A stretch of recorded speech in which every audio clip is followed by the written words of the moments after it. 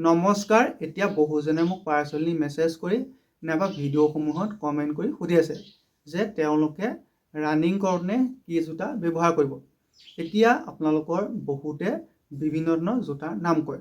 এতিয়া আমাৰ যিখিনি দুখীয়া মধ্যবিত্ত ঘৰৰ ল'ৰা ছোৱালী আছে তেওঁলোকে 1500 নাইবা 2000 টকা দি এযোৰ জোতা কিনাৰ ক্ষমতা নাথাকিব পাৰে। গতিকে আমাৰ যিখিনি দুখীয়া মধ্যবিত্ত ঘৰৰ ল'ৰা ছোৱালী আছে তেওঁলোকে যিযোৰ চেগা জোতা সেই চেগা জোতাটো ব্যৱহাৰ কৰিব পাৰে। আপোনালোকৰ এযোৰ চেগা জোতাত মিনিমাম আপোনালোকৰ 500 টকাৰ পৰা ষ্টাৰ্ট হৈ যায়। আপোনালোকে 500, 600, 700 নাইবা আপোনালোকৰ তাৰ ওপৰতো আছে। গতিকে আপোনালোকে 500 নাইবা 600 টকীয়া এযোৰ চেগা জোতা লৈ ল'ব।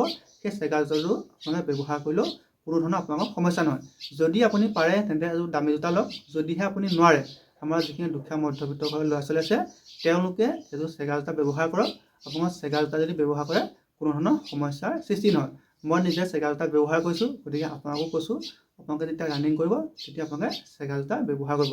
যদিহে আপোনালোকে খালী ভৰিৰে ৰানিং কৰে তেতিয়া আপোনালোকৰ বিভিন্ন ধৰণৰ সমস্যা হ'ব।